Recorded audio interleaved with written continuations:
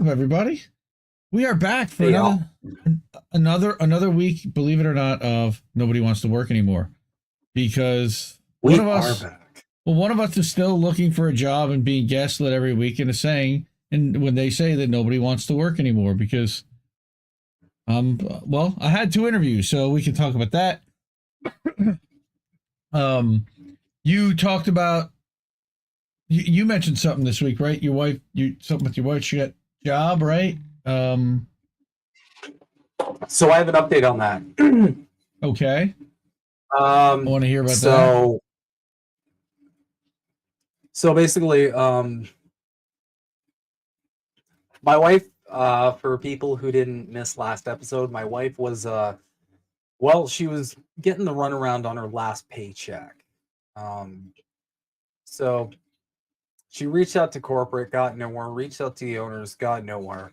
So she finally she finally just messaged the manager who was on staff and basically just said like, hey, so I just want a confirmation from you personally before I take further action.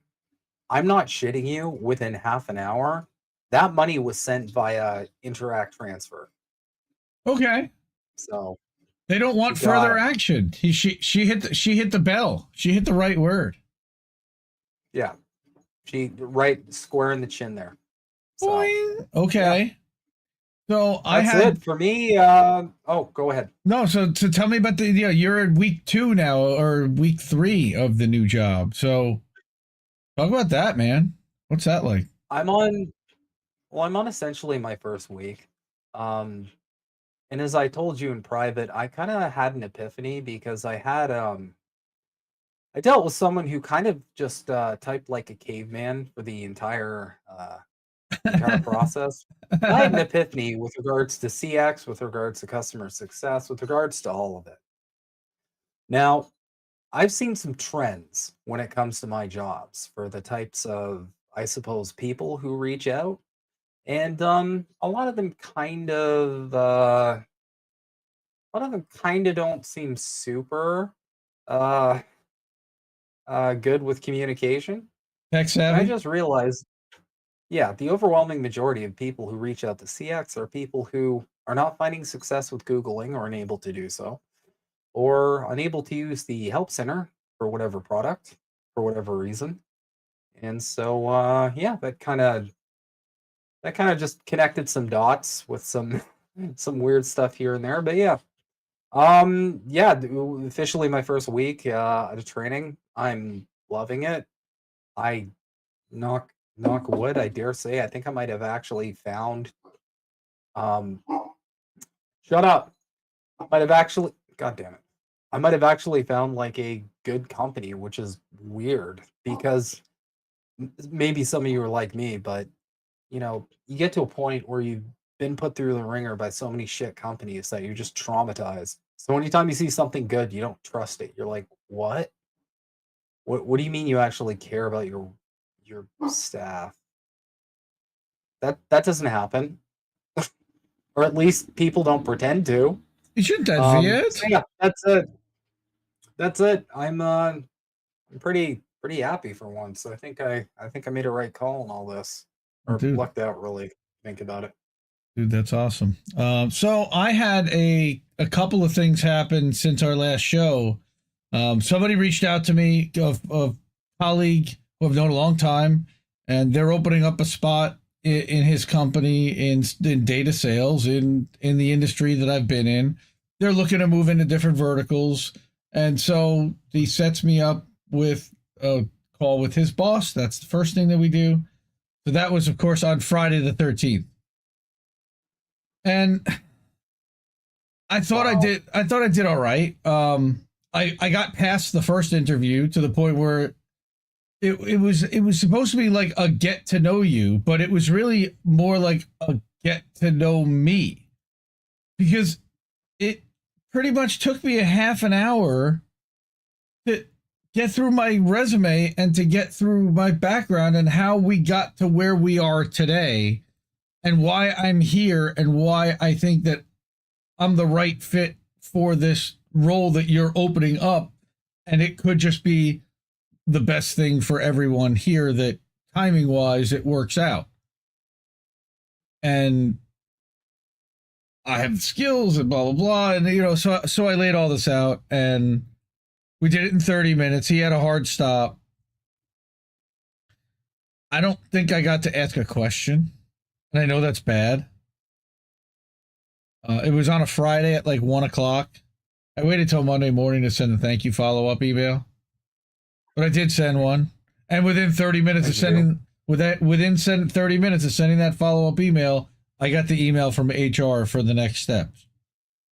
That was on Monday. So we scheduled the second interview for Tuesday. Spoke with HR Tuesday. Yeah, that was we're recording on Wednesday night, so that was yesterday morning, and it was again about a half an hour, and I thought it went well. We are going to proceed to the next step. Did ask a couple of more questions here, got a little bit more info about the role. Base is a little bit lower than I was hoping, even at the top range of where they're saying it is. At the bottom range, it's just unacceptable, but that's kind of entry level. With my experience, I would guess I'm high end. So, yeah. The other thing is they want me to take, first of all, now, and I've got to do this tomorrow during the day, I've got to first fill out their job application online. They have like a formal thing that you can copy paste stuff into, which thankfully we're quite experienced with. And then the other thing is, for the first time for a job application, I've done it for work, but they want me to take a Wonderlic test, which is like a what? A Wonderlic test. That's Wonderlic. The Wonderlic test is an aptitude test that actually they give to quarterbacks that are going into the NFL. And Tom Brady had an incredibly high Wonderlic score. And it means that what it's measuring is how quickly can you adapt to things? How quickly can you learn things? How creative can you be? And it's kind of just probing to ask questions. And at times there's no right or wrong answer. But in the end, they do score you. And they score you anywhere from, I think, 1 to 40. There was a quarterback once that got a 6. And he did not last in the NFL very long. So it's a way for them to measure kind of how adaptive and how versatile you can be potentially. And especially with a role like but what's interesting is HR said that the owner of the company doesn't want to interview, and the owner will personally interview everyone at the company. There's only 60 people that work there. They're a huge company worth multi-millions of dollars, and he does not want to the owner personally interviews everyone, and he does not want to interview anyone without first seeing their Wonderlic test and their Wonderlic score results. The other thing, I've never heard of a Wonderlic before. Something else comes to mind. I won't lie. No, that's it. Yes, well, it's not that.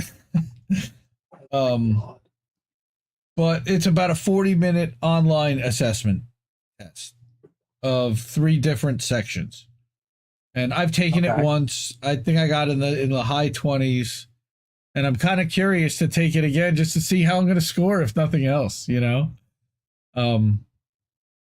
I'm not, I would like to I would like to be offered this role. I don't know if I necessarily even want this role, honestly, but I kind of need to get working and take something, and, I will likely accept it if offered. I don't really, I asked about benefits. They just said, yes, there are, and they've got XYZ for you and your family, but they didn't say when they're going to start coverage and what percentage they cover for both employee and family. So I'm curious about those things.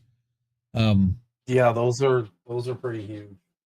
So one of the things that I wanted to kind of give advice about, because we just like to kind of complain a lot here and bitch, and I certainly love to do that, but we do want to have some ideas and skills. And some of the things that I learned was, number one, I need to tighten up my career story. I need to get that down to like 5 to 10 minutes and not take up a good 15 to 20 minutes laying out, well, I worked here and I learned this and we did this and we did this and then I learned, it's like, and it tells a story and it does lay it out, but I got to tighten that up. Doing too much talking, go figure. And I even said something to the HR person in the second interview about like how I was a little nervous that I talked a little too much. She said it's kind of funny when I interview people across all different roles. The only time I never really have to worry about filling space and getting people to talk is when I interview sales. So I like interviewing salespeople. I thought that was funny. Think about better questions for HR specifically. When you're going to that interview with the HR person, think about questions that they can answer. Because I started to ask about a couple of things specific to comp and specific to commission stuff. And I'm like, yeah, but I think that's probably for down the road when I talk to one of the senior guys and she's, yes, that's correct. I did ask about culture and I got an interesting answer because it's a remote company and that all of sales is remote, but they are hybrid for their office when they have 2 offices in the country. And I didn't really get much of an answer about, and I thought that was interesting in itself that she couldn't define what their culture is. Do they care about she said something about like, it's really like a family and I get the standard line nonsense, I wouldn't even call it nonsense, but that's what they have to say. Yeah. This person had been there about 2 years and had come from other industries from doing HR. So, and I'm like, oh, that's my wife does too. So I was coached by that, and I told her I've been told that I was an oversharer, and hopefully I didn't give too much. She said, no, actually, that was really helpful and gives us a good idea, a much better idea of you'd be a fit for the role. So saves everybody a lot of time. That's what I want to do. I want to, and I kept saying, look, I want to go somewhere and make a difference. I want to do something different every day. That's one of the things that I love about sales. I cannot hate doing the same thing over and over daily, repetitively. That's just not in my nature. God. Yeah, me neither. Right? I can't do that. That's why I gravitated towards CX, because it's like, okay, well, every day I'm Dr. House, I got a new case, right? Right. Different set of problems. Not always going to be lupus.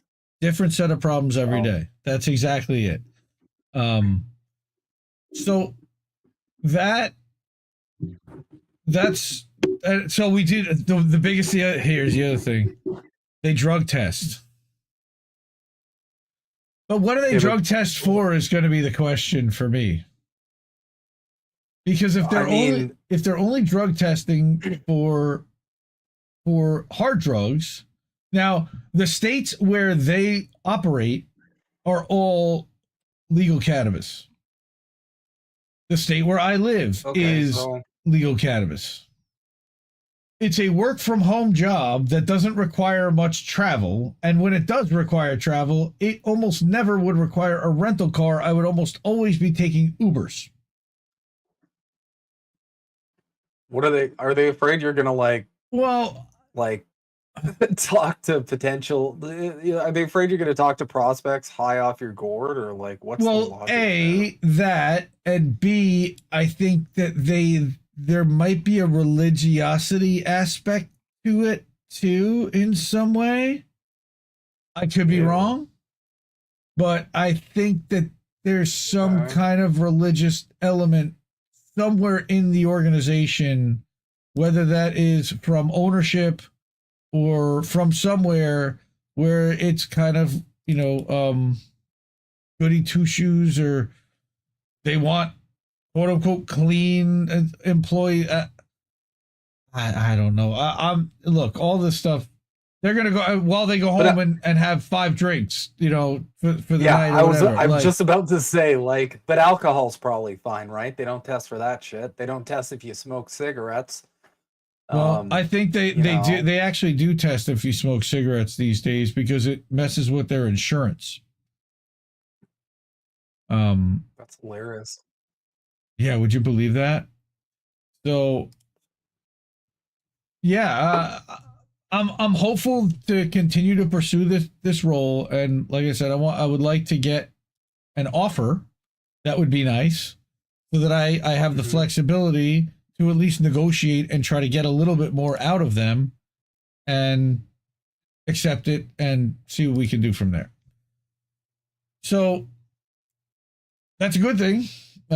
Also been helping my buddy who with his consulting business and talking a little bit about culture and pizza parties and having some fun helping him with his LinkedIn and scheduling a post a day to go out early in the morning to try to reach executives. And you can see from his post reach, it's starting to work. It's going to take a while and it's got to be consistent, but that you can see that's if you're offering advice, you need to go on LinkedIn and offer advice and start getting people thinking. So The this, problem with LinkedIn though is that there's a lot of dog shit advice where yep. it's like that annoying like grifter like motivation culture where it's like, yeah, you know what? Don't work for someone else. You can go out there, you can hustle.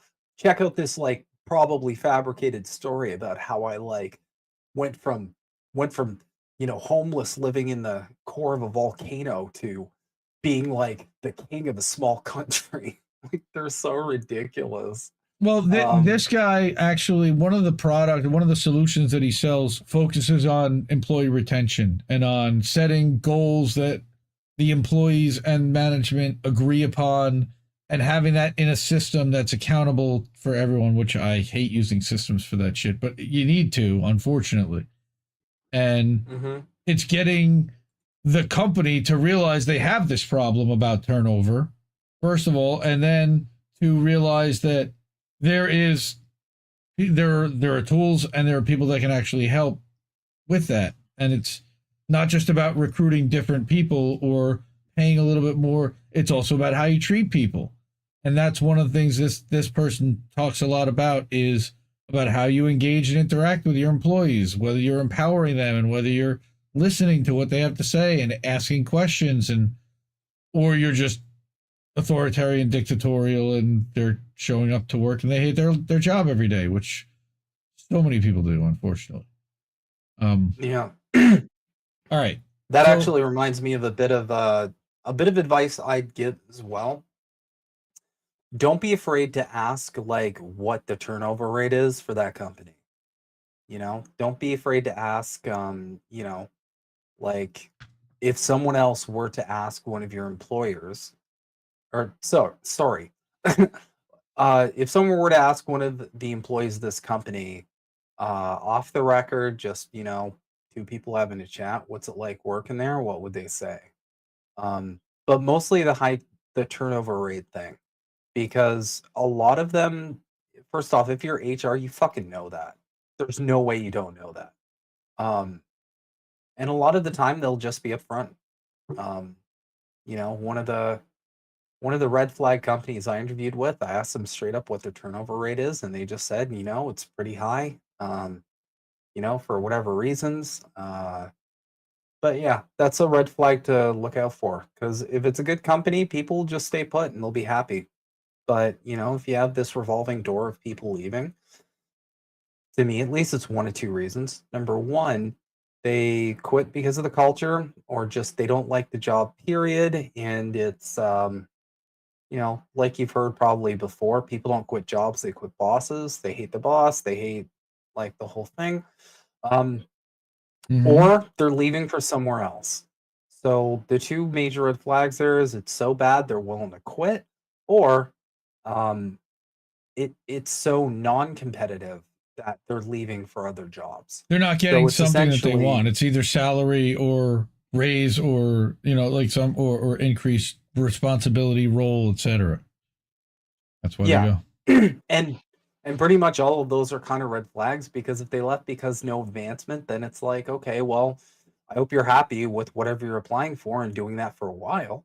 Um, in addition to that, it could be salary, it could be they got offered a better salary. My case specifically is a perfect example. I got laid off. I grabbed whatever I could find. Mhm. You know, and I stuck that out for a year. I gave them plenty of opportunities to, consider advancing me, consider a promotion, a pay raise, et cetera, et cetera. The company dug in their heels, and they weren't having it. So the first better offer I got, I jumped ship. So if that turnover rate's on the high end, then that's definitely a red flag. And don't be afraid to ask that in the interview process. Yeah. HR should know, and if HR doesn't know, then I mean, if you're interviewing a manager, they like nobody in the company is not going to know that, right? Everybody's going to know it. I when I first started, when I first moved from like development to like CX, um, like when I was first starting out in CX, I knew everybody knew, right? Yep. Everybody knows, like, hey, say goodbye to Phil. Phil's going away to work as a ditch digger because he hates us or whatever. But yeah. Yeah. Work is a So ditch digger. I love it. All right. yeah. I got some stuff to show here. Hang on. Let me flip to that. All right, here we go. Well, actually, I can just show it to you through here. Watch this. Whoa. All right. Actually, I'll do it through here. It's easier for you to see. All right. In honor of your new job, I figured they should get to Oh know look. you a little bit. Oh look. Right? It's been my whole week this week. Wait. Oh, It's showtime. It's showtime. That's I basically like I'm not gonna meet the I'm new not guy. gonna lie. I'm terrible at the not eating breakfast thing. I'm terrible at it. Me I too. just I just roll into bed. I grab a coffee. I use like those sweetener things, so it gives you just enough calories to not like for your brain to not like force you to go eat some shit. And then I have to force myself. It was worse when I like couldn't really leave my office. Now it's a little better because I can like, you know, I can I can at least go and like grab something. Um, but yeah, goddamn. Uh, Yeah. All right. So then, hydration. I'm usually hmm? no hydration. Yeah. What? Sorry. Hydration. I'm usually good on. This is another small bit of advice, but if you're like me, uh, and you have some kind of dopamine deficiency, chances are you're going to be mainlining coffee your whole day. For every coffee, uh, like chase it with a water. Have a water with your coffee. Trust me, you will feel 10 times better. It's just Good. like a tiny little, like, I guess, life suggestion, but Good it's advice. something that I've noticed a difference with. Good advice. I love this one. Yeah. Getting first jobs now. Yes. 20 years for experience, except they're only 20. Yep. In the 1970s. Goo goo gaga. Also in the 21st century, by the way. And probably coming back to the yeah, exactly. That's what I mean. Like, It's already here. Wisconsin, and Iowa and Alabama, they're down to 14, and it's, I think we talked about that. Another one. This is hopefully not what's going to happen to either of us, but here we go. It's a fugazi, it's a wazi, it's a woozy, it's a fairy dust. It doesn't exist. It's never landed. It is. What's happened to our performance bonus? Yeah, that always seems to somehow happen. yeah, well, unfortunately, I've gotten a lot of good like I've gotten a lot of like really good stories from management on like reneging on performance bonuses or having to cut back. And it's just like, I'm at the point in my career where I'm like, all right, I know this is just going to be some kind of like pitch because your job is obviously to manage the workers' expectations and keep them from like leaving or like underperforming or whatever. Been there, but like, you know, we know it's not coming. So let's just give it your best shot. Right. So that's our bonus, and then of course, dude, this I don't who did this? Who did this? This is so good. I don't know who did this, but I love you, and I gotta You unmute. must go forth into the world, It is with passion, passion, courage of conviction, courage in your convictions. and most importantly, Most importantly, have faith in yourself. be true to yourself. We did it! I did it. Oh no. I did it. He even did the I did Oh it. no. Dude, it's so good. I don't know. Bro. Come on. Please tell me he spoke at a university when he did that. Oh, well, wait. We take our we're- next steps into the world. You must go forth into the world. It is with passion, Empire. courage of conviction, DeVry courage in your University. convictions. and most importantly, Most importantly, have faith in yourself. be true to yourself. We did it! I did it. Oh, That's the most Trump. That is the most Trump move. oh, it could be Liberty University Possibly of all too. time. I don't know if it's DeVry or Liberty, but There was nothing more Trump than that video. Holy shit. That's like primo Snape. oh, it's so good. It's so Well good. done, sir. So good. All right. And then this horrifying bit of nonsense. I quit my This is sales just getting job. gross. Yeah, to live in my Camry. The simpler life has helped me find happiness. You will own Bro. nothing. Be happy. Own nothing. Be happy now. Bro, we're not even getting a pod. It's you Holy will live in the shit. car and eat the bugs. Well, as long as you God can. damn. Yeah, but the thing is God you're only damn. going to get a combustion engine for so long that you can gas up. Then you're going to have to be near a charger or your battery's going to run down. And you better have social credits or you're not going to be able to charge up your car or go anywhere. Or you're going to be stuck in your 15-minute city. Holy shit. Holy shit, dude. Well, you know. I watched a Corbett. That's- I watched a Corbett Report video this week on travel. You know, the travel, the upcoming travel shit that's coming, and like how they're basically just going to make it too expensive to travel, and everything they're pushing is virtual travel now. Putting on the goggles, and not only that, but environmentally, it's so fucking bad that you're none of that's going to be left anymore. It's going to be destroyed like Lahaina. So they're capturing all these beautiful images now so they can basically build it virtually. We're living in the fucking Matrix. I swear we're living in the Matrix. They're literally trying to create the Matrix. I've been saying this for a while, but like that's what meta is. Everybody thinks like Zuck is a joke for like the goofy like 3D images and shit. Go watch his interview with Lex Friedman. Like he's literally making the Matrix. Yeah, he So, wants you like living in a we're not- pod with the thing with the little headset on all day long and going into virtual rooms and buying virtual land in the metaverse. I mean, for Ethereum, that's thousands of dollars, and of course that's going to crash at some point and be worth nothing. But right now, it's thousands of dollars. But yeah, live in my Camry. So yeah, okay, here's how. What if people shouldn't have to live out of their cars? Yes, thanks for Captain Obvious from More Perfect Union. And then this is probably you and me also, and I like this one, so we'll mute this until she's done because it only takes a second, and then we'll unmute. Here we go. The thing about me is that I do not give a shit, except that I do like a lot. So you see, there's a conflict. That's me in every single job I've ever had. I have integrity, but I hate these motherfuckers. Basically, is that Are fair? you a workaholic or just like you got high work ethic?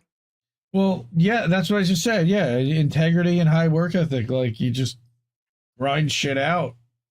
So Yeah, that's the worst thing when you hate your job and you're kicking ass and you realize like, oh my god, I'm kidding. Why am I working so much harder than everybody else? And they all say like, don't work so hard. Who cares? This job sucks. And it's like, you don't understand. I don't have a And I choice. know from like I know from a psychological level, part of this is like dopamine farming. I'm like feeding my ADHD with this shit on some level, and I get that. I totally understand it. But on the same level too, it's just I don't know what it is. I just have this thing ingrained in me where regardless of what it is, it doesn't even have to be work. It's just like I'm gonna give this shit 110, and you know what? There's nobody's gonna get hurt from me giving this 110, even if it's working on my boat. So that just Well, I don't know. well, people talking about people who give a shit and are underappreciated. We can talk about our friends, and the amazing people that work over at Waffle House, and Mm-hmm. the they're going on strike, and they're going on strike to demand $25 an hour, which they don't think is too much, nor do we. $25 an hour times 40 hours a week, and they're not even getting 40 hours a week. You'll see, for the most part, that's $1,000 a week before taxes. It's Mm-hmm. barely enough to be able to survive on a one-bedroom. So workers in the U.S. called for higher minimum wage and end to automatic meal deduction charges from paychecks in petition. Right? They're southern workers in location Waffle House in the southern U.S. are among the latest group of employees to hold walkouts around a slate of demands for improvements to wages and working conditions. It's not just about the money. Again, it's never just about the money. All right. Petition circulating by the United Southern Service Workers, a worker organization supported by SEIU, includes a push for $25 an hour minimum wage at the huge restaurant chain that's often seen as an icon of working class Americana. Now, usually restaurant workers in the U.S. that work for tips, there's a minimum wage, I believe, of $2.13. So Jesus fucking Christ. 25 an hour, it would be literally life-changing for all the people that work there. But other demands include a call to end automatic meal deduction charges for worker paychecks and an increase for security and natural disaster plans. The chain has a reputation of remaining open during extreme weather events to such an extent that the Waffle House Index has long been cited a cited storm severity metric. Like, basically, what'll it take to close a Waffle House is literally a thing. Yeah. So, you know, what are they doing to take care of the employees that they're putting potentially at risk, and got to pay them? So the index that often generates considerable publicity during natural disasters, but what the chain has long touted as a convenience for customers, keeping locations open 24/7 through storms and holidays, being described by workers as showing a lack of respect for the labor they do and the conditions they do it at low wages. Mm-hmm. Now we get into the numbers. Waffle House, more than 2,100 locations in 25 states. By the way, not in New Jersey. There's no Waffle House in New Jersey. I can't go to one, unfortunately. None in the New York area. They're mostly in the state. I wonder why that is. They're mostly in the South. Mostly because of cost of living. They can't underpay people substantially. But more than 2,100 locations in 25 states with an estimated revenue of $1 billion annually. But because they're privately held, financials are not publicly disclosed. We have no idea what they make. The longtime chairman of Waffle House and son of one of the chain's founders has a net worth estimated by Forbes at $1.7 billion. You're talking literally Dr. Evil level shit here. Profiting off of the poorest Americans' backs, and literally the sweat and the labor and the pain of from their being on their feet all day. So here you've got Gerald Green. Everybody knows what I'm gonna say here, so I'm just gonna pretend I already said it. Okay, capitalism is the problem, folks. I think I stole his line. Holy shit, you got it. I had no idea how that happened. So Gerald Green is a cook at a Waffle House in Atlanta, He's been there 7 years, and he's been involved with the service workers since 2022. Participated in a rally last month at his restaurant chain where workers spoke up to put pressure on the chain to meet their demands. They have been inspired by an entire movement, for sure, by what's been happening at Starbucks, by what's been happening at Amazon to a point, by what's been happening all over, where you've seen Kaiser Permanente workers walking out for 3 days. You've seen teachers walking out. And a lot of this has happened in the last couple of years.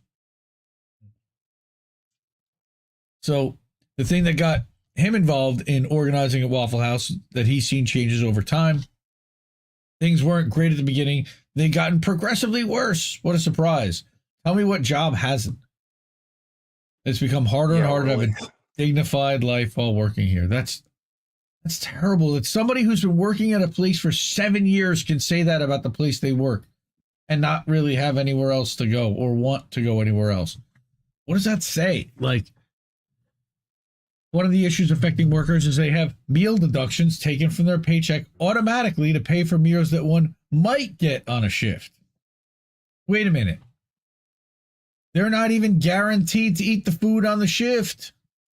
They're automatically deducted to have to pay for every meal where they're on a shift where they could potentially eat it. What? Meal deductions is so gross. Like you know you have a fuck system when like your base level at the pyramid of needs is constantly threatened. And this is across the board. I mean, fuck. Work takes away your sleep, takes away your ability to eat. If they give you subsidized food on the cheap that's good and healthy, that's one thing. But I'm sure they're not even really, maybe you get a small discount, but you're certainly not getting it at cost, which is what they should do. But issues with scheduling systems that are inconsistent, often incorrect, including former workers still getting scheduled. General cleanliness, of course. You know, when you get people that are working for shit wages, they're not necessarily going to be as attentive to every single thing in the Waffle House. General lack of respect for workers. We've seen that not just from Waffle House, but from management and the bosses in general. So Cookie's making $17 an hour after 7 years. But many Waffle House workers make sub minimum wages. $70 an hour after that long, I wouldn't even wear pants there. Fuck it. I'd just be like, I'm gonna come in a Barney to the dinosaur costume. I don't know what to tell you. Pay me at least 20. Jesus Christ. Right. That's just a sack in the nuts. As he says, Waffle House workers are the upper echelon of the hardest working people I've ever met in my life. A lot of people are struggling. I don't think it's too much to ask for people to have a dignified life when they're working so hard to get people meals. He's had an injury to his foot. He had an injury to his foot 6 months ago, and he needed a month off to heal, but he doesn't have the time to do it because he has bills to pay. So guess what? His foot's getting worse, I'll bet. Probably. Right? So it's stressful, sure. All right, here's someone, I get paid $10 an hour, and then I'm supposed to get tips, but nobody really tips like that at Waffle House. That's why they want 25 an hour, right? I mean, I don't know who in this country goes to, especially a Waffle House, and doesn't tip their server. That's kind of gross, knowing that they make shit wages. Yeah, but the problem is all the people going to Waffle House also make shit wages. Also make shit wages, of course. Because the reality is the majority of people make shit wages, and that's just like it's an Ouroboros. Oh, snake eating its own tail. Like, and here's the chaser at the very end. Complained about sexual harassment to her manager and was just told to deal with it. Told to just deal with it. Deal with it for 10 an hour. Just deal with it. Wow. No, that's a different. This is a big bag of nobody wants to work anymore. But also in Asheville at the same location, by the way, it seems. Yeah. Seems like they might have only interviewed somebody in Asheville. I wonder, where does Mr. Gerald Green work? Does he work in it? No, he works in Atlanta. So they did interview somebody in 2 different states. Good on them. This is the Guardian, by the way. The Guardian sucks in general, but this story fit what we were looking to do and did seem to have some facts. Of course, they're still they're still corporate suckers, and they're narrative management for the state while claiming to be independent. That's just one of the reasons why they're garbage. They rolled over on Julian Assange. Free Julian Assange. Mm-hmm. Here's the other shot chaser that you sent over this week, which I thought was kind of funny. So we have NPR saying that LinkedIn is laying off nearly 700 employees. But when you dig a little deeper, it's kind of interesting. And this is an Associated Press story, which means that here's another one of the narrative managers across the entire universe. If they want to put any kind of propaganda out, any corporation, anyone that has access to publish as the Associated Press, they push it out to somebody at the AP, and it will literally end up on the front page or within every newspaper, regurgitated almost verbatim, unquestionably around the country and in some parts around the world. But LinkedIn is now owned by Microsoft, has been for years. They're laying off nearly 700 employees in a statement they said on Monday. It's again Wednesday, so that's 2 days ago. About 668 positions across the company's engineering, product, talent, and finance departments will be eliminated. The announcement comes after the company said in May that it was laying off 716 employees. Now, I don't know if this is the same 700 employees, so now they figured out that it's actually just about 668, or this is another 700, whatever. They said they just can't make ends meet. It's really difficult. Well, they're restructuring and streamlining their decision-making. We're committed to providing our full support to all impacted employees during this transition. Well, yeah, they can certainly afford to do that. They're fucking Microsoft, right? But we know that they slashed 10,000 jobs earlier this year. In its most recent quarterly report, LinkedIn said its revenue increased 5% year over year, okay, and surpassed $15 billion for the first time. Oh, of course. Website membership also grew for the past 8 quarters to almost 1 billion accounts. Which, by the way, I'm not surprised by, because that LinkedIn Learning and that LinkedIn Premium shit is so annoying. They literally tell you to sign up for that like every 5 seconds. I can't even go to LinkedIn without getting guilt-tripped into signing up for it. LinkedIn Learning just spams your emails until, like, I think the tactic is just like, let's just harass this person into submission. I don't know what else it is, but I'm sure they're doing great because they're the most relentless fucking site I think I've ever seen. It's just like, guys, just chill. Some people just want to make a LinkedIn account and they don't want to pay for another sub fee. And the sub fees aren't even reasonable. Yep. It's like, especially Sales Navigator. I just got hit for an annual fee and it was like 800 and change for Sales Nav. Which, being unemployed is great. Let me tell you, it's a great thing to have to absorb. So if you can donate, there's a couple links down there. Great. The link in the ticker is not inn.network. It's actually indienews.network. inn.network is not working at the moment. I don't know why, but we're going to get that fixed. Anyway, website membership grew to almost 1 billion accounts. LinkedIn said its May layoff announcement that despite revenue and user growth is that it's been seeing shifts in customer behavior and slower revenue growth. And of course, that was part of the 10,000 employees that Microsoft was laying off in January to cut costs. So this is what's going on. Is Microsoft CEO Satya Nadella said at the time that the company is seeing organizations in every industry and geography exercise caution. Some parts of the world are in a recession and other parts are anticipating one. Of course, there have been mass layoffs in the tech industry, including Amazon, Google, Meta, and the place where I worked that went belly up. So, sorry, just to provide a bit more context. Here's the LinkedIn chaser. premium costs can vary depending on the subscription plan you choose, with options ranging from $29.99 to $59.99 per month as of 2023. That's just for a fucking site, guys. Well, I pay more than one that. Site. Well, Sales Navigator, it's how much is that? I think Sales Nav's $80 a month, $79.99 a month. something like that. I don't. This shit is such a grift, man. Anyway, y'all, be careful. Well, That stuff can add up. Before you know it, you're sale- paying $200 a month just for subs.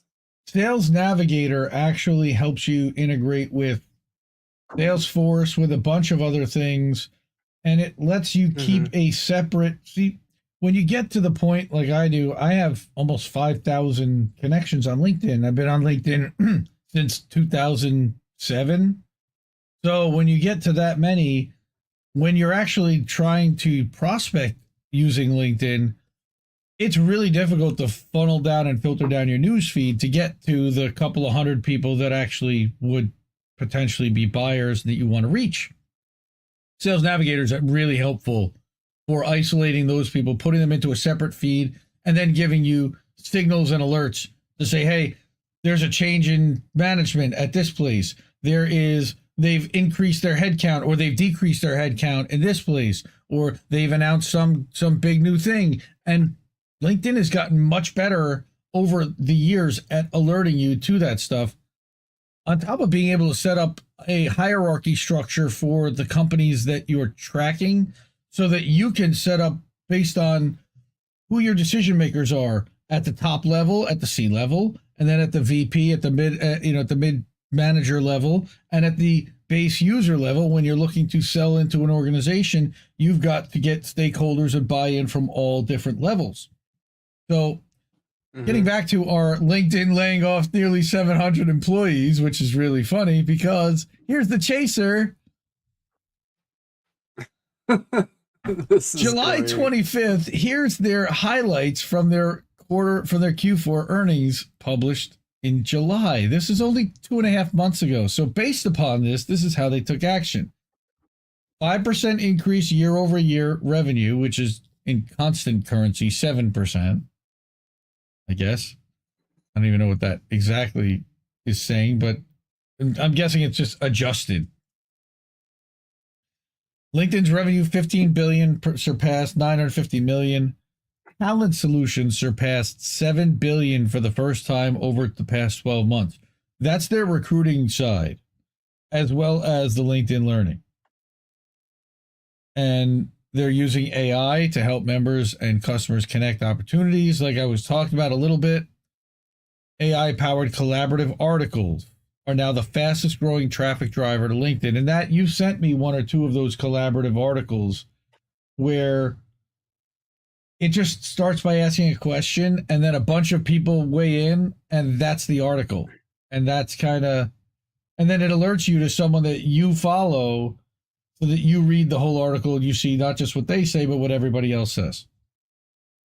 Yeah, I contributed to one of those once, and then it sparked a whole discussion. And I'm like, wait, I just wanted to give my take. I didn't want to talk about this with a shitload of strangers. This is weird.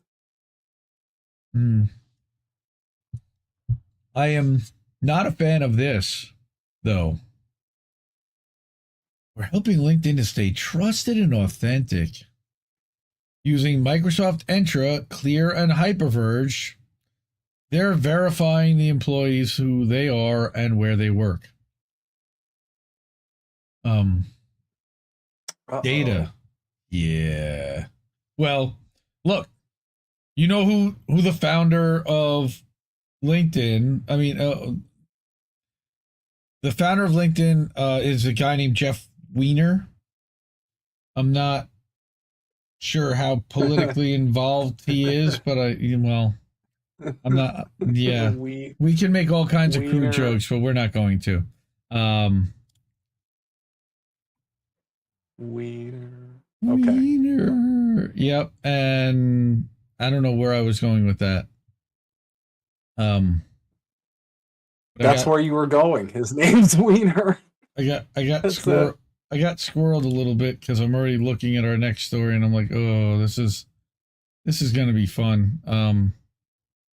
But you said you wanted to have a conversation about some of it, so let's get into it. Bucket. We've got U.S. labor voices opposing military aid to Israel, and it's a good thing. So This one is the United Electrical Radio and Machine Workers of America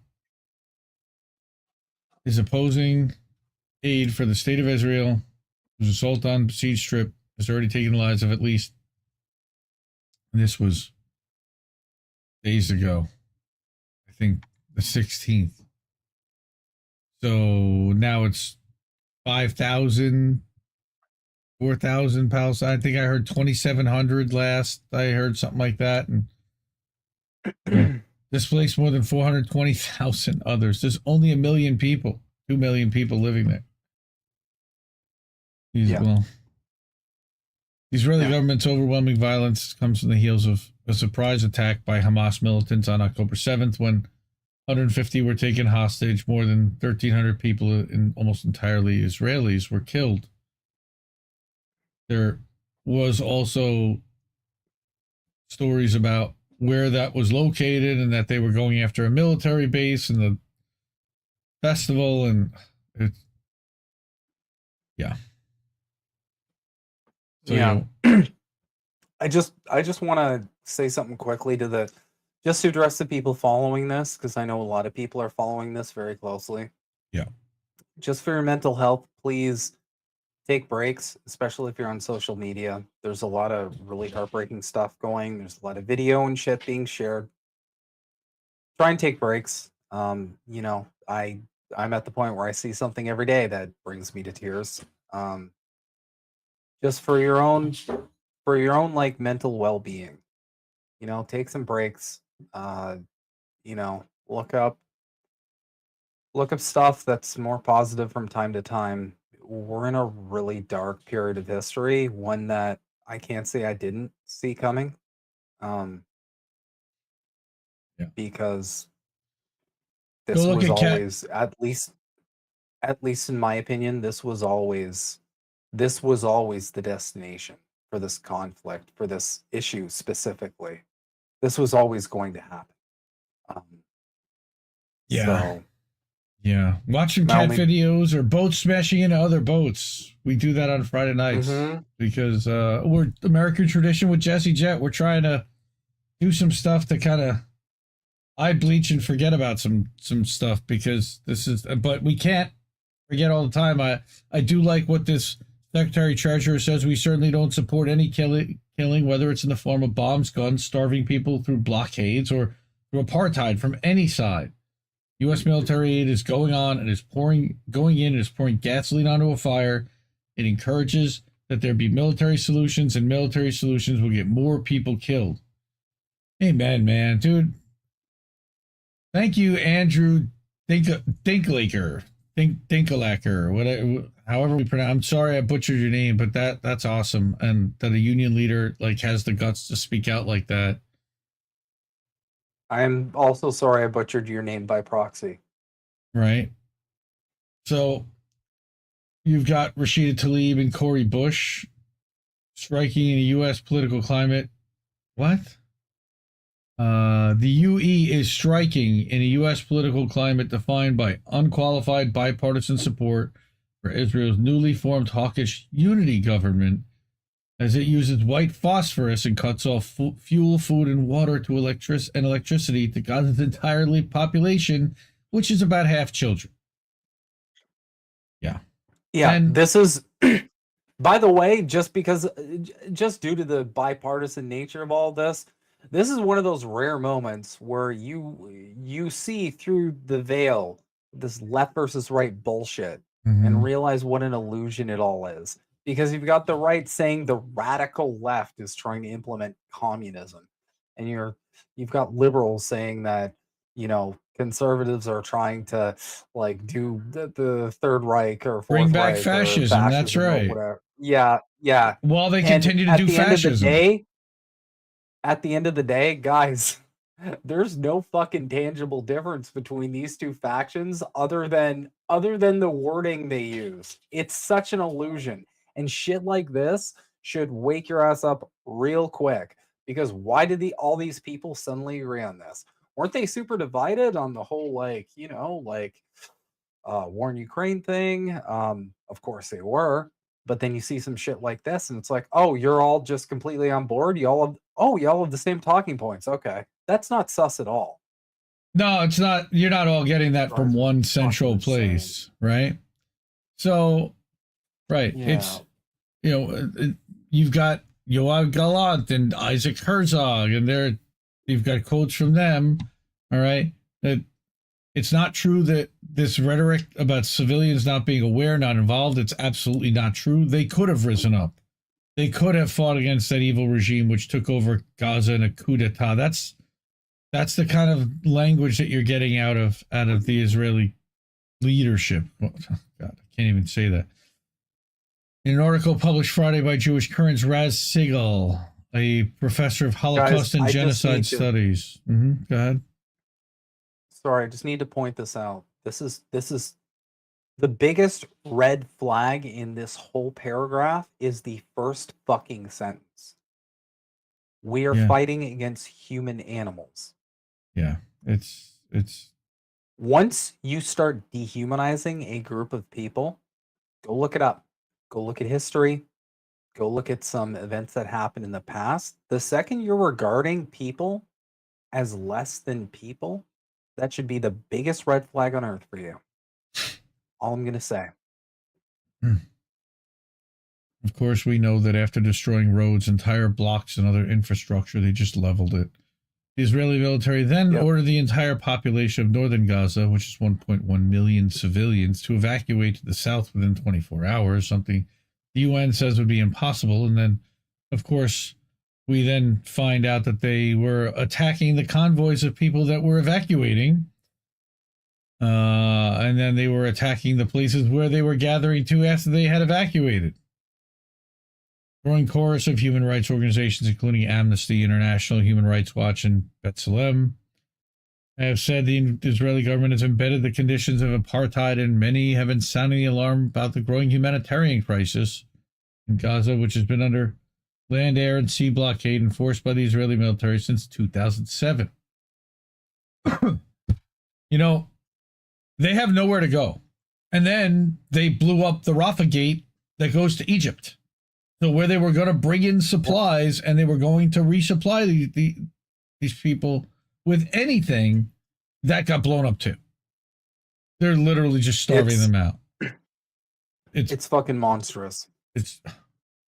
And if you guys, we're responsible. We're standing by. And then Joe Biden literally flew and shook Bibi's hand today. Like, of course he did. While there were people protesting in Congress, but apparently no Congress people were in the building when they did, which is the only reason why I think they were allowed in at all. A slight addendum. Joe Biden was told to go shake that person over there's hand because he doesn't know who it is. At this point, like, guys, I'm sorry. At this point, he's autopilot. Like, they're just pointing him in a direction and hoping he makes it like 5 feet in that general, like, north, south, east, west sort of. That's it. That's all that's happening there.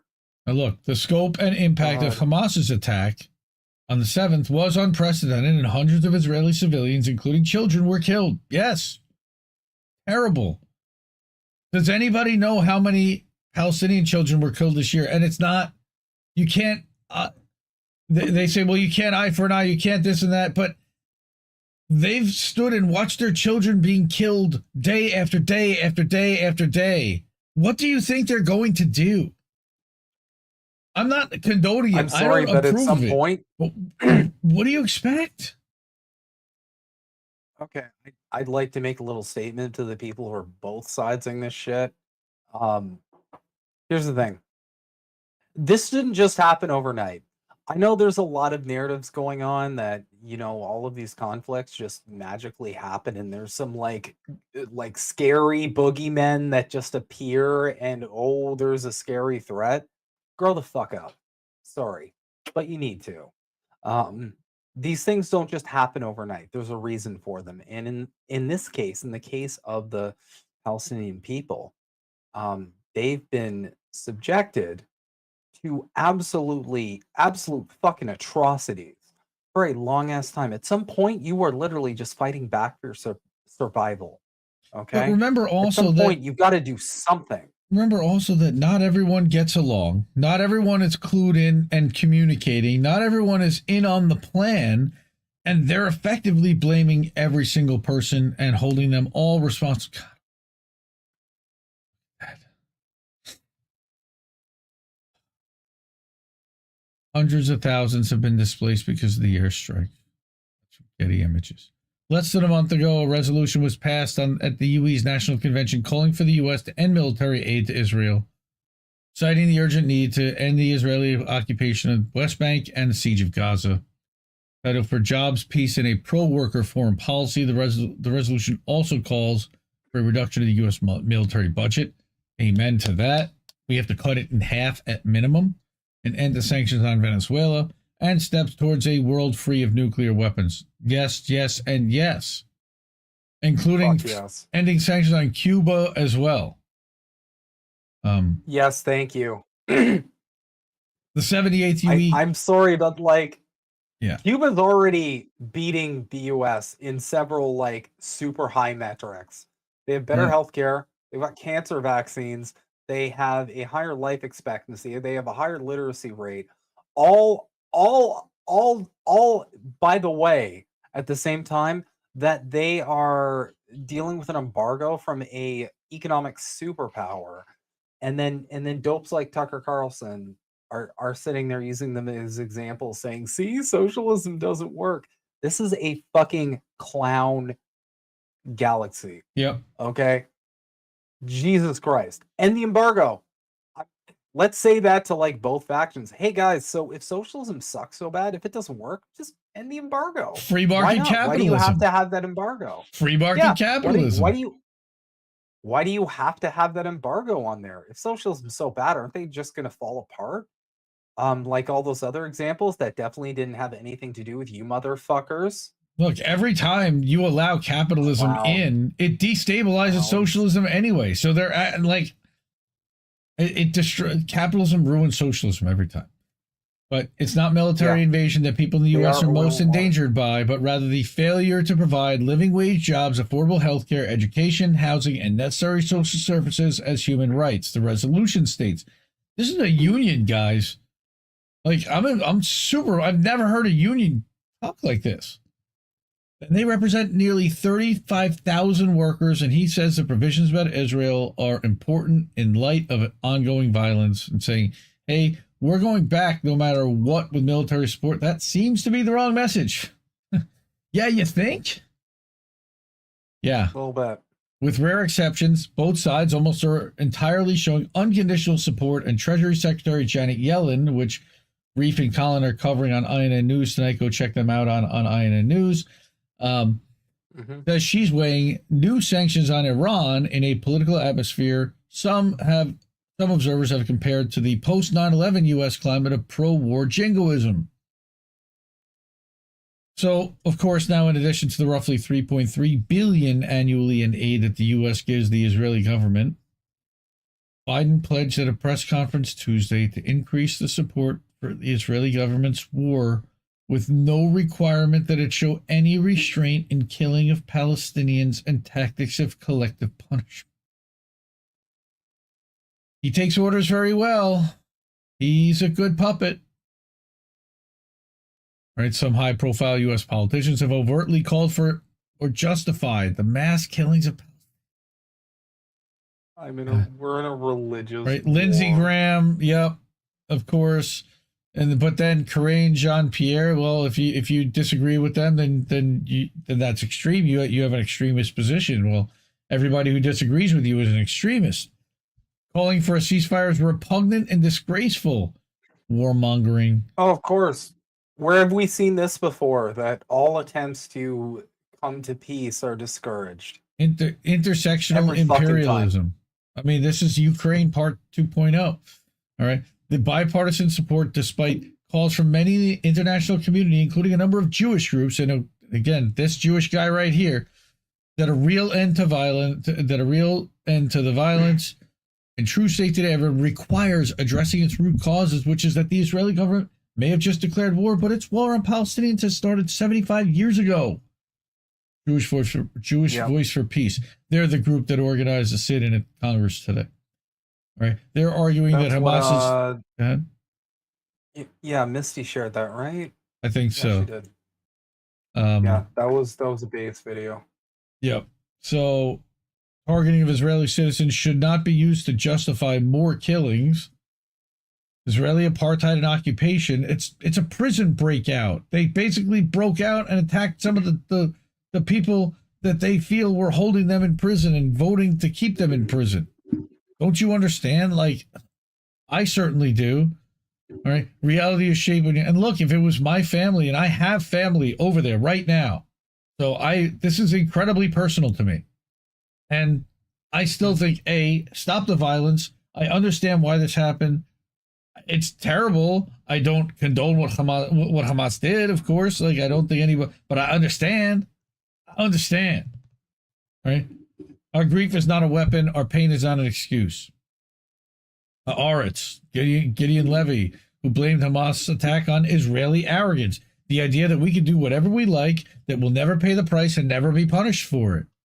Knesset member Ofer Kasif, who called Israeli Prime Minister Benjamin Netanyahu's government a fascist government. Yes. It is. Haaretz Also, political- all of these leftists who are like, I stand with Ukraine, I stand with Israel. I got a newsflash for you fuckers. All of those governments are right wing. They're hardcore. far right, actually. But right. I mean, Netanyahu never even professed to be anything otherwise. Zelensky at least came in on a reformist type of thing, and I'm gonna make all the languages free, available to everyone. And then he came and did the exact opposite. That's like an Obama in a way to me. He came in with all kinds of hope and change, selling that I'm your guy, and then turns out he's not our guy at all, and he's corrupt as fuck. All right.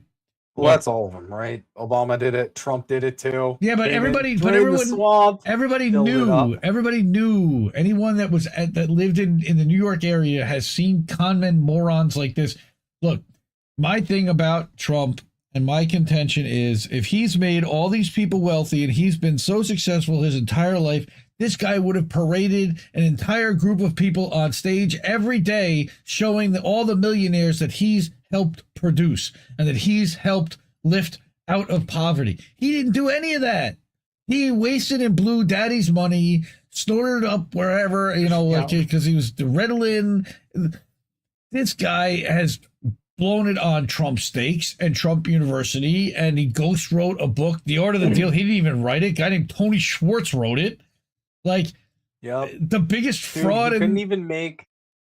It's classic. It's a classic case of overt narcissist. Like, their image is what they failed put all upwards. the effort into. Dude's failed but upwards it's like, his whole life. Okay, I'll put it this way. Whenever someone asks me my take on that clown, I'm like, you mean to tell me that the business genius is the guy who couldn't figure out how to get a casino to make money?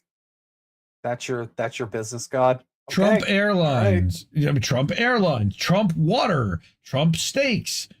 Dude, the thing with me, it's the throwing of the paper towels in Puerto Rico. Like the basketball shot with the paper towel rolls. Like that, I knew that was so out of touch and so bad. I mean, look, he did the Central Park 5. He said even after turns out that they were not guilty, well, they should be executed anyway. Well, because... oh my God. Yep. Yeah. Just, you want to talk about down bad? That dude is so down bad. So bad. Like, and we're going to get him again. He's going to be president again. It's amazing. Oh, 100%. That we can't do any better. He's going to win. Shot. He's going to win. It's going to be terrible. I'm going to call this. I'm sorry. I'm going to call this right now, everybody. You know why he's going to win? Because you know what's next after Israel? Taiwan. Guarantee it. China. Because that is China's public enemy number one. And go back and look at his recent speeches. You can find him anywhere. I can't avoid them on YouTube. Don't be rude. Nice. Okay. I can't avoid them on YouTube, but go look at his recent speeches. Mexico too. Think about it. Look. Yeah. Think about it from the mind of like, Okay, this is a member of the bourgeoisie. He's outside of our class. He's one of the upper ruling class people. What is he trying to hammer home here? Mhm. A large portion of every single speech he's done, aside from repeating this bizarre talking point that America skipped socialism into Marxism and fascism. That was good job, buddy. They're the same. They're just the same. It's all They're words, fine. just words. But the word density with the word China, like he's this is prep work. I'm sorry, this is just my take, just my opinion. It's I think Steve this is Bannon, fucking prep man. work. I still think it's Steve Bannon behind the scenes somewhere. You know, Steve Bannon through Roger Stone, through cutouts and through third parties. Somehow he's still got his hands in that hole. But let's get back to this. That the UE renewed a position it's held since 2015, which endorses BDS. All right, that is peaceful, by the way, and is a business decision, and is freedom, and is a choice, and there is nothing more American than BDS as a choice. It makes Jews that around my world so mad because there's nothing like, you know, it hits the stereotype too, you know, because they can't do business. If you boycott and divest, they won't do business. And that's what traditionally, stereotypically, they want to do business. Well, they can't do business. Right. But that also, yes, it puts pressure on the Israeli government. But the question is if they do, and I don't know what the answer is and what that ends up looking like on the other side, but when do you start doing business with them again? I guess when they're a single state and everybody's free. While in a different context, the strategy in part draws inspiration from what happened in South Africa. At least 35 states have now passed laws that ban or discourage BDS, which is also disgraceful and un-American to discourage against exercising your right with you economically to decide whether you want to participate in goods or services that come from a certain country. What? Okay. And to everybody in North America who's still, like, for whatever goofy reason, still dialed into this electoralism bullshit, and to all the people who think we still live in a democracy, ask yourself, when was the last time I even had a say in what my country, like, got into with this sort of shit, in what we supported, in The what answer's we did never. not? The answer is never. Never. All right. They've never been afraid to speak out on foreign policy issues and has always taken a position that labor should have its own foreign policy. Labor shouldn't fall behind corporations and politicians. Yeah, dude. I like this guy a lot. This guy who's not speaking on behalf of the UE in any official capacity. Yeah, go figure. Says that resolutions opposing U.S. aid to Israel can be helpful because when members speak out on the issue, they know the union's behind them. Yes, they need the power of an organization. Because otherwise you're going to get hammered down by the government and by the corporations and everyone else that you work for and work with, because the pressure's immense. I was talking about it with people, maybe even Sunday night, but definitely with friends the last couple of days. My news feeds for my news and my news feed for my personal life have never been more diametrically opposed, and it's really difficult right now. And I know that there are some people that have battled with family members and literally ended relationships and friendships, and it's causing a lot of division within the Jewish community. And the overwhelming percentage of Jewish people that still support Israel and are 100% lock stock behind Israel. I don't even know what to say. It's After seeing what you're seeing, what they do is they've been incredibly propagandized. All right. And I wanted to talk about this on Sunday night, and our stream got cut off, but you know, I had an awakening a couple of years ago. I was always either very kind of not religious or kind of against entirely, like atheist almost. And, you know, I believe in something spiritual, but none of the fictional whatever. Take the lessons out of the books, but not the literal stuff. And it was marriage and children that brought me kind of back a little bit, because my wife is religious and she's a Zionist, and it's hard to be married to one. But starting pandemic, I started watching Richard Medhurst and getting educated about everything and seeing it from the other side, which I never had. And that's the thing, is they never, in our world, my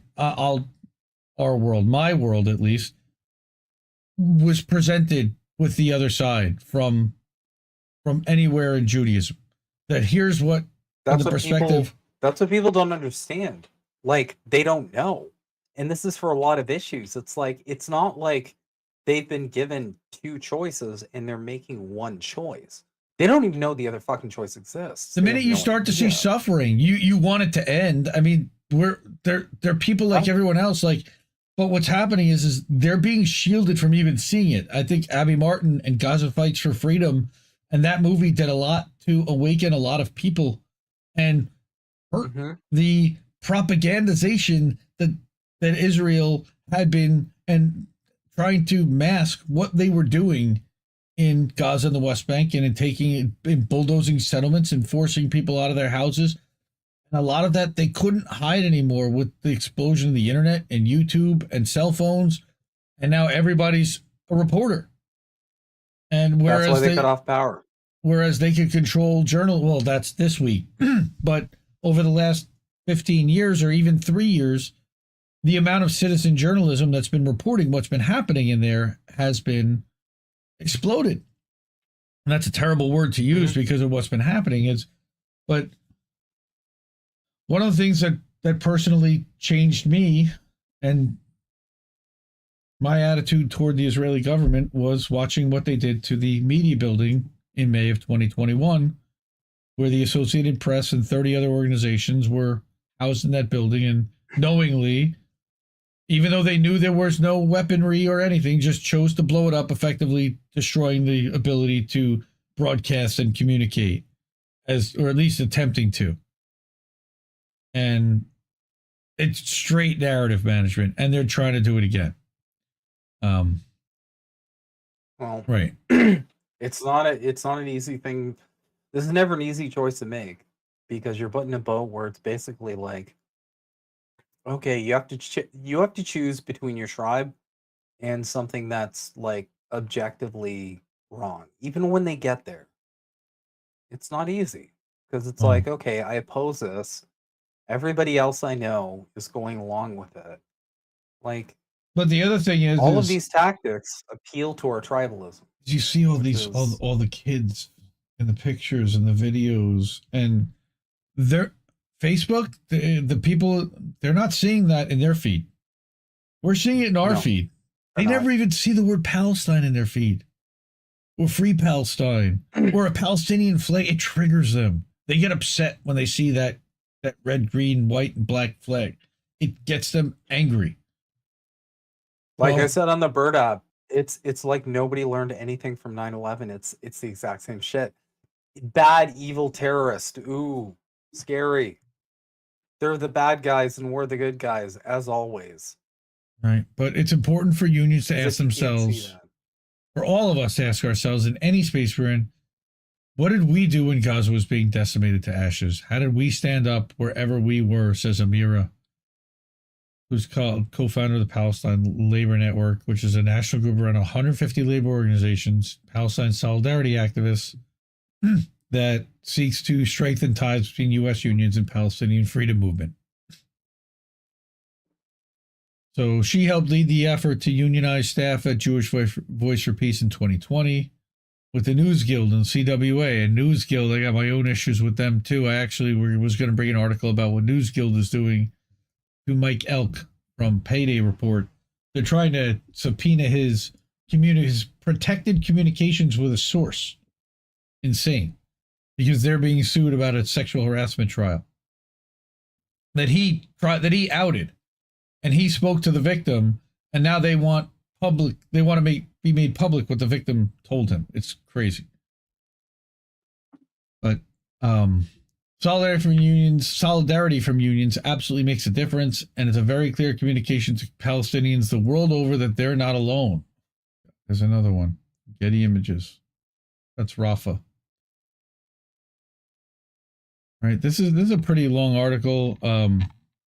This is from Indie's Times. I highly recommend that. They're good independent newspaper, publication. Not one of the Indie Media Award honorees, but they could be. They're up there. They were kind of crappy on COVID, honestly. But here, look, here's high-ranking union officials sometimes work to shut down expressions of pro-Palestinian sympathy within the labor movement. So you do have a lot of labor that is looking to that does look to shut down some of this speech, and is among AFL-CIO, have a long history of being Israel's most steadfast supporters.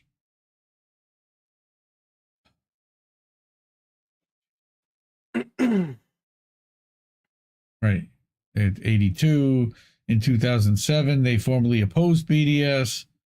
You had Richard Trumka, who died 2 years ago or so, called anti-Zionism anti-Semitic, which is garbage. Yeah, it's always the same play. It's always the same play. But he was a mouthpiece on corporate media. Yeah, here's RWDSU. Yep. On behalf of pro-Israel group of union officials, we recognize the state of Israel's unequivocal right to defend itself and those who live within its borders. Right, okay. So they're towing the company line. So you've got unions, and so the other thing that happened was Starbucks also threatens to sue their union because the Starbucks Workers United also expressed support for Palestine. The sternly worded letter addressed to Lynn Fox, the international president, threatens to sue the group should it not immediately stop using the Starbucks name and logo, as it demands, the union issue a statement saying that its support of Palestinians over Israel does not reflect the position of Starbucks, which is not affiliated with the union. Yeah, you know why? The Starbucks founder, Howard Schultz, is Jewish and a Zionist. It's always so creepy how lockstep this shit goes down. Just the whole capitalist apparatus just has the exact same, like, without question. Until 4 or 5 years ago, every Jew I knew was a Zionist. Really. I'm not kidding. This is really... Because they probably didn't know what that meant. Really. I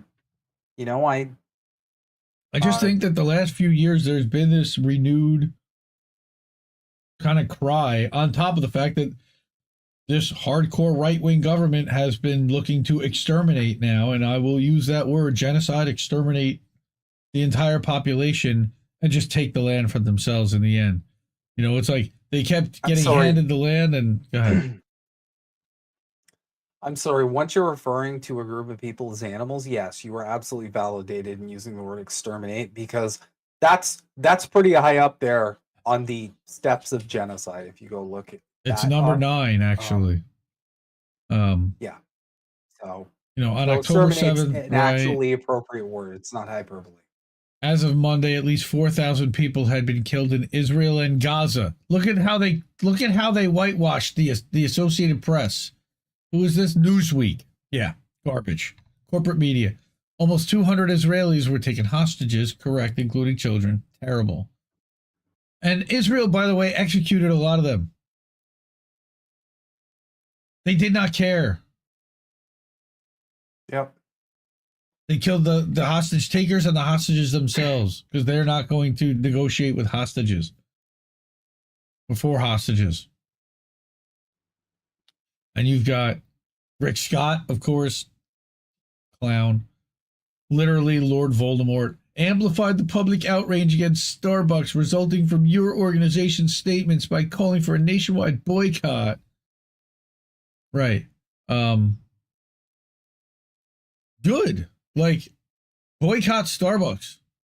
The attorney said the union's political position on the conflict between Hamas and Israel has led directly to enraged and volatile customers confronting baristas and making over 1,000 complaints to the company. I actually have a Jewish friend who lives in Florida, and he's all up in arms about Starbucks baristas and their statement in support of Palestine. Well, I didn't go to Starbucks today because of it. And do you think they gave a flying fuck that you didn't show up? No, they didn't. They're going to complain about it and cry about it. Their numbers are going to be just fine. They're going to be just fine. Let the employees speak freely about how they feel. Reminds me of those like chuds that were like, I'm never shopping at Target because it's got trans stuff or whatever. Right, gay stuff. Right. The rainbow shit. Exactly. So, right, 5,000 again. This is from the side of Israel, written from the side of Starbucks corporate. Starbucks United represents workers at 340 of the more than 34,000 stores worldwide. So you're talking about 1%, though its actions have had an outsized impact on the company's reputation, according to the cease and desist letter. 1% of the total number of locations. Baristas would have been put in a position in which they must de-escalate, calm down, and in some cases engage security for their own safety due to irate customers who believe that Starbucks supports attacks on civilians.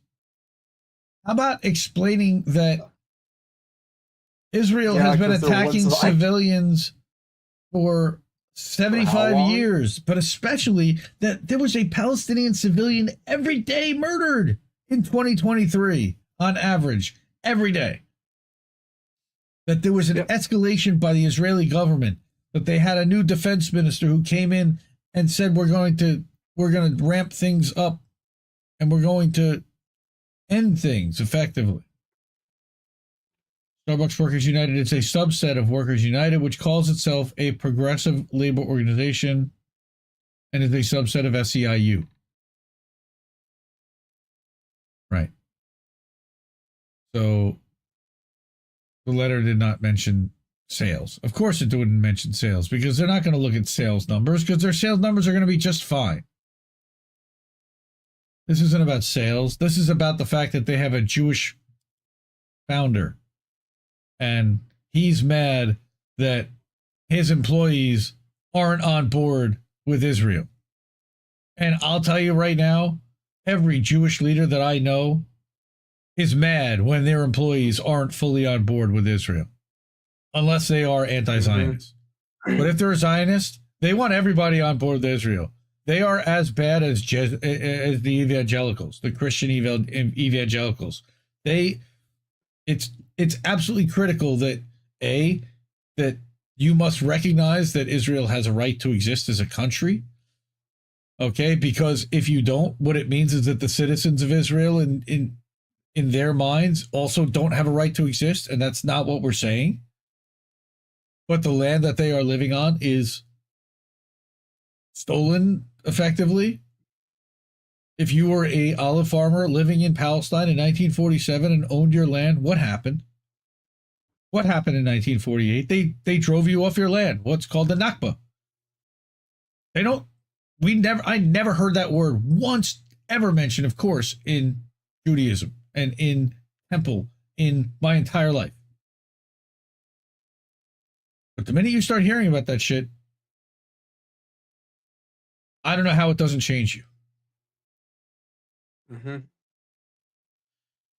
So I got this other article that's real short, and Jim Hightower, who is a legendary journalist, he has a Substack. He also writes for this publication called Other Words. A glaringly obvious answer to America's truck driver shortage: hire women.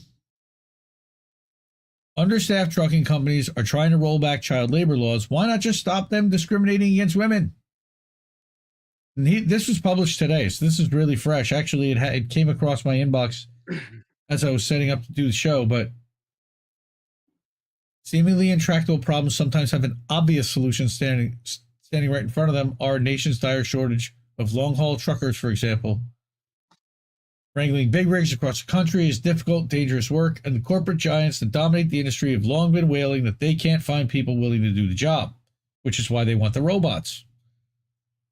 The lobbyists even pleaded with regulators to lower the age requirements so they can hire teenagers to drive 18-wheelers. That's a good idea. What could go wrong with that?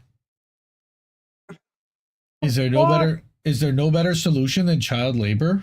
How about us? Ask the nonprofit group Real Women in Trucking. A little known fact, less than 5% of America's long-haul truckers are women. And a lesser known fact that thousands of women are eager to do the job, fully qualified, and hold commercial licenses to drive the rigs, but they're constantly rejected when they apply for openings to trucking companies. Why? Because of the industry imposing a discriminatory standard to reject qualified female applicants. It's an unwritten, unlawful corporate rule mandating that female job candidates can only be trained by female driving instructors. And since there are so few women drivers, very few female trainers are available, so women can't get hired. Another snake eating its own tail.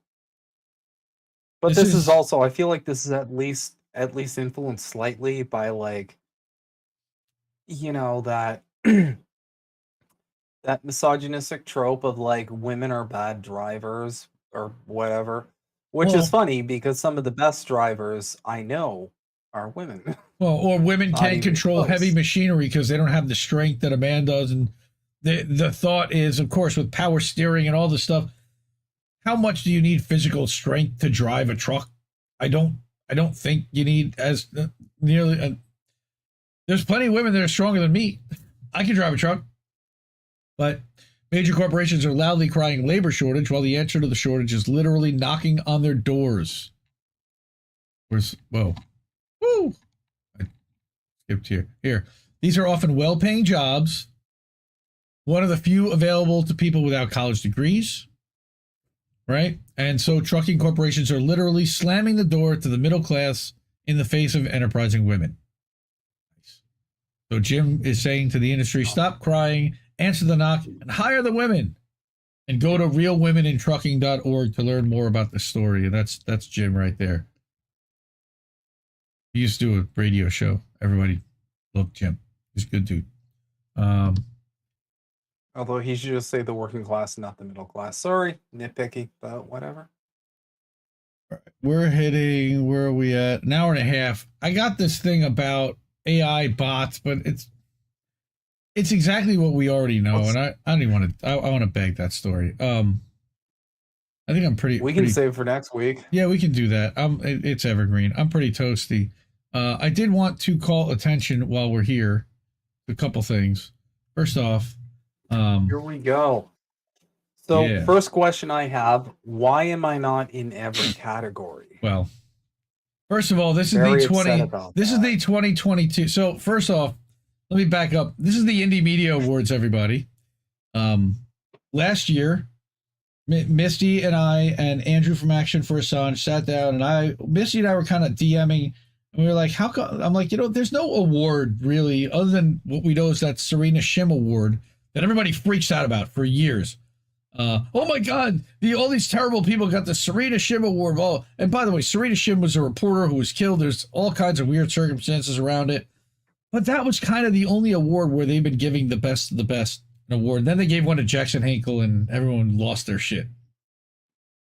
So Misty and I decided to come up with something called the Indie Media Awards, which honors the best of the best. And as somebody who had been aggregating and following and tracking independent journalists, content creators, and podcasters for a couple of years, you could see who emerged as the people who consistently delivered high quality original content without any corporate influence, in defense of Julian Assange, anti-capitalist in most cases, definitely anti-corporate, and definitely anti-imperialist.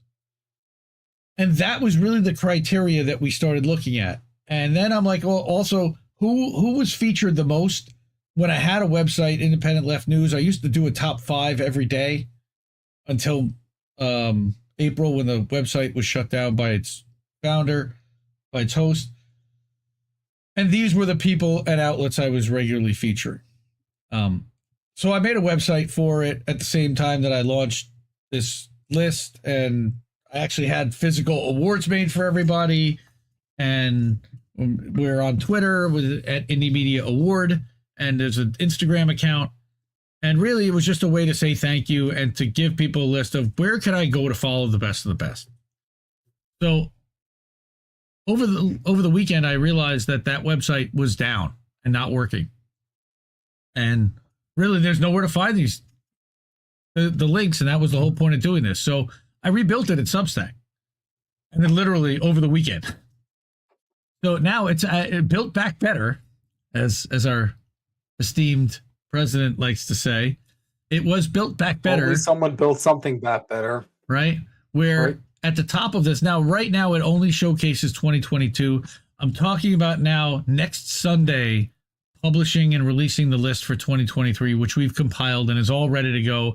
And I have a post ready for each one of the 2023 honorees. But as you look at this website, you've got the 2022 honorees at the top. That's a complete list, and it's just a list with a link for each one of those. If you click on their name, it'll go to their individual Substack, and there's 3 categories. You've got top journalists, live streamers, podcasters, and top outlets. And you can go to the top journalists.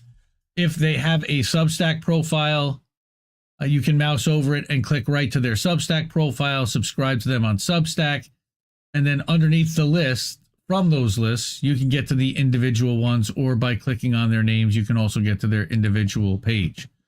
So Eva Bartlett, for example, who was just taken off of YouTube because she reports the truth. Of course, her YouTube link now is no longer here. And it's just a basic page that goes to their website or to whatever profile I think where you can find the most stuff. And then all the links that you can possibly find for someone. And a lot of these I've done stuff for Misty or for Tara, where I had a lot of these collected also, plus from the old website. We got it done in a weekend, or I got it done in a weekend. 40 some odd posts with the lists and everything else. So each individual honoree has their own post, and then you've got the journalist list, and then you've got the subcategories in the main list. We're going to have the same thing for 2023 coming out in about 9 days. So Sunday, what is that, November 1st? I don't even know. What's the date there? No, it's the 29th. That's when we're going to do it. Sunday the 29th. Yep. That's when we're going to do that show. And then, so if you go to indiemediaawards.substack.com, that's indiemediaawards.substack.com. Very simple. You can get to that. You can also get to it at Indie Media Award on Twitter, or at Indie Media Awards with the S on Instagram. Twitter, they cut it off. I can't put the S on. There's also, last October, when we first introduced the list, we did a segment on How Do We Miss That, kind of introducing what the Indie Media Award was. I read this whole little speech and spiel that I wrote out. It was done in conjunction with a hands-off Assange event that was held in Washington, D.C., where there was a ton of amazing speakers coming together to speak out on behalf of Julian Assange's freedom in front of the Justice Department and demand that he be released, that they drop the charges. And so that's now at the top of the archive, as well as if you look at any specific one article, I believe it shows up underneath the list here, maybe. No, not there. All right, well, go through it. Again, please feel free to go through it. We are going to have a whole new set, and then we're going to add a new category this year for video creators. So not just live streamers, but people who make kind of video cuts and produce stuff. I'm sure you have a couple names in your head that you're thinking of, and they're probably going to be listed here. In total, after we after we get through the 2023, there will be a total of 68 outlets, journalists, live streamers, podcasters that will be on this list. The 2023 list is not in replacement of, it's in addition to. It's more like a Hall of Fame than anything. It doesn't mean that these 2022 honorees are not still great, because every one of them still is. So go support all these amazing content creators, please. And go check out the Indie Media Awards on Substack, because I spent a lot of time building that this weekend. And I'm working on, by the way, also building a Discord for Indie Media Awards that will also incorporate INN. And it'll have live feeds from Twitter, from Substack, from website RSS feeds for website articles, from YouTube and Twitch. And I'm going to try to get Rumble in there as well. Whatever we can get for where all these people are actually making content, we're going to try to push it all to one central server again. We have one right now, independentleft.gg, but it's a little outdated, a little old, a little stale. We're gonna make a fresh one. I started really getting to work on that today. Next, we have the rest of this week. Tara will be going live on Friday at 2 p.m. That's tomorrow. It's Thursday night now. 2 p.m. Eastern. I don't know who the guest is yet. She hasn't told us. Angel in the Afternoon scheduled for 7 p.m. at his new time. Check him out. He did real well last week.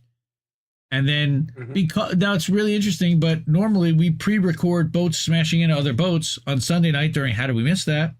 And we'll run it live on Friday night. But we didn't get a chance to record that because my internet kept crashing. So we're going to actually, fuck it, we'll do it live on Friday night. We're going to do boats live, 10 o'clock Eastern, Friday night. Check it out. Me and Reef. Reef will run it. I think we might even do the Palestine story that I was going to do about how they were trying to cover up and lie and narrative management and all the ways that they've been busted and exposed.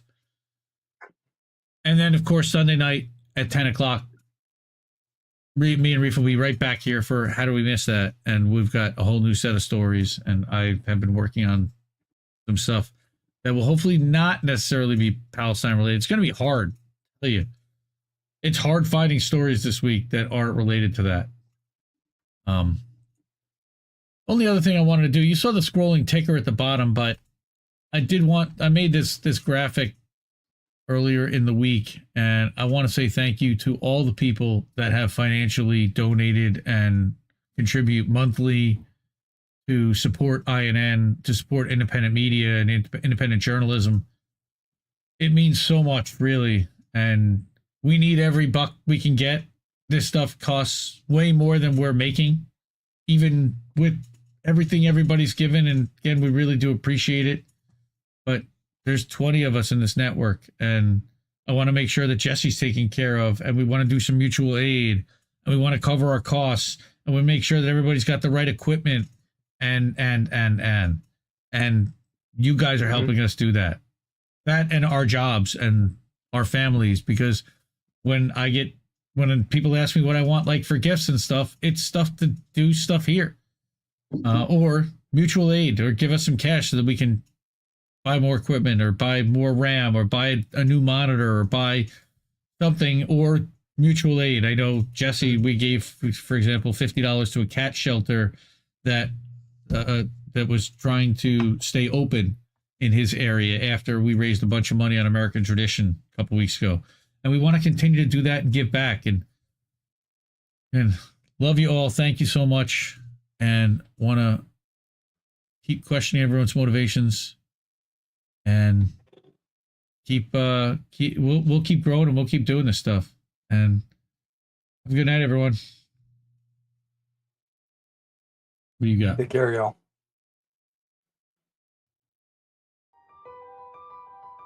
Indie News Network, collaborative family of independent content creators. Co-hosted normally by me, Indie. I'm founder and editor of Indie Left News and Indie Media Today. I got Reef Breland sitting next to me. Back at Indie News. Is Andrew Rivera on The Handsome Cynic? It's Politics and Survival. My name is Jesse Jett. It's American Tradition. What's up, Space Monkeys? Welcome to Political Fight Club. I'm Robert Durden. I mostly make art for INN. Big Man Crab Joe. Keep up those great videos. Hey guys, it's Yeti.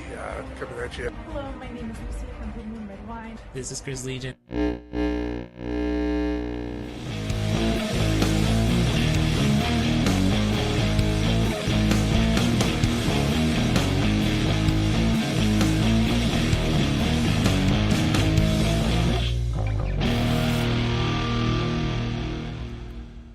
Keep fighting that good fight out there, guys.